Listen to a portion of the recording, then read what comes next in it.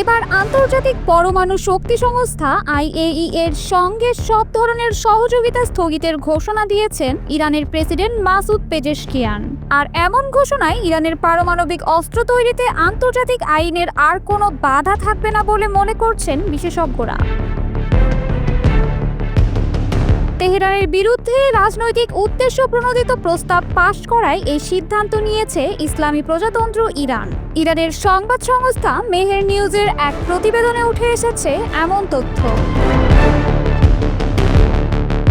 গত 25 জুন ইরানের parliament মাজলিস IAEA এর সঙ্গে সহযোগিতা স্থগিতের একটি বিল পাশ করে। পার্লামেন্টের প্রেসিডিয়াম সদস্য আলী রেজা সালিমি জানান, আইন প্রণেতারা বিলটির সাধারণ ও নির্দিষ্ট ধারা সর্বসম্মতিক্রমে অনুমোদন করেছেন।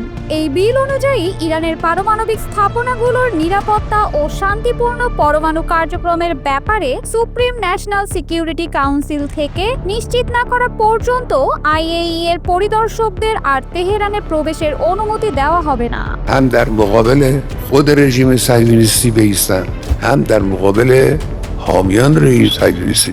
বান্ডেল থাকলে প্রতি সেনমানিতে টাকা বাঁচবে। বিকাশ সেনমানি বান্ডেল কিনে জিতুন প্রতি লেনদেনে।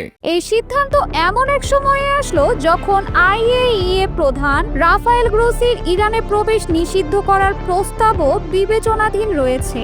গ্রোসি ও তার সংস্থাকে ইসরায়েল ও যুক্তরাষ্ট্রের আগ্রাসনের সহায়তার অভিযোগ এনেছে তেহরান। ইরানি সংসদ সদস্য কাউসারি দাবি করেছেন, তিনি সরাসরি দেশের জাতীয় নিরাপত্তা কাউন্সিলের কাছে গ্রোসির উপর নিষেধাজ্ঞা আরোপের সুপারিশ করেছেন। বিশ্লেষকদের মতে তেহরানের সাথে সংস্থাটির উত্তেজনার সূচনা হয় সম্প্রতি IAEA বোর্ড অব গভর্নেন্সের একটি প্রস্তাব পাশের মাধ্যমে। ওই প্রস্তাবে দীর্ঘ 20 বছর পর আবারও ইরানের বিরুদ্ধে পরমাণু চুক্তির শর্ত ভঙ্গের অভিযোগ তোলে সংস্থাটি।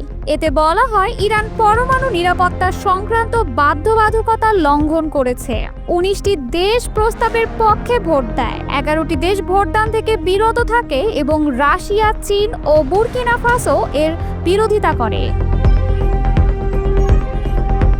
এই বিতর্কিত প্রস্তাব তেহরানের তীব্র প্রতিক্রিয়া সৃষ্টি করে। এরপরই ইরান ঘোষণা দেয় তারা একটি নতুন পারমাণবিক স্থাপনা নির্মাণ করবে এবং ফোর্দো ইউরেনিয়াম সমৃদ্ধকরণ কেন্দ্রে উন্নত প্রযুক্তির সেন্ট্রিফিউজ স্থাপন করবে।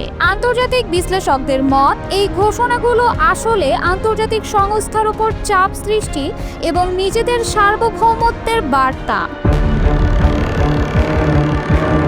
ইরানের অভিযোগ, রাফায়েল গ্রোসির একাধিক রাজনৈতিক ও পক্ষপাতদুষ্ট রিপোর্ট ইসরায়েলি আগ্রাসনের পথ উন্মুক্ত করে দিয়েছে। গত 13 জুন ইসরায়েল ইরানে একাধিক স্থানে হামলা চালায়, যাতে নিহত হন কয়েকজন পারমাণবিক বিজ্ঞানী ও উচ্চপদস্থ সামরিক কর্মকর্তা। কিন্তু আন্তর্জাতিক আইনের সুস্পষ্ট লঙ্ঘন হওয়া সত্ত্বেও গ্রোসি এই হামলার কোনো নিরপেক্ষ বা কড়া নিন্দা জানাননি।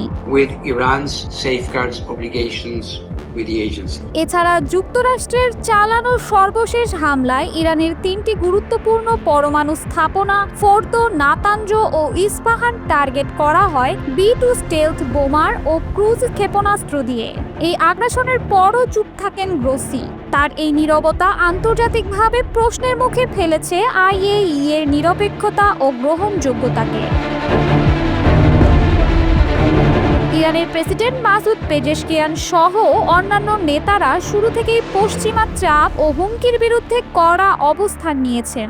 IAEA এর সঙ্গে সহযোগিতা স্থগিতের মাধ্যমে তিনি যেন বুঝিয়ে দিলেন, তেহরান আর কোনো বৈষম্য, পক্ষপাত কিংবা চুক্তি লঙ্ঘনের অভিযোগ মেনে নেবে না।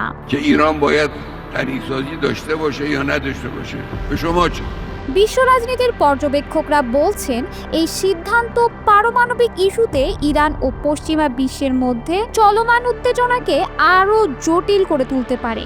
তবে সবকিছুর মধ্যে বিশ্ববাসীর প্রতি তেহরানের স্পষ্ট বার্তা হলো, নিজেদের নিরাপত্তা ও সম্মান নিয়ে কোনো আপোষ নয়।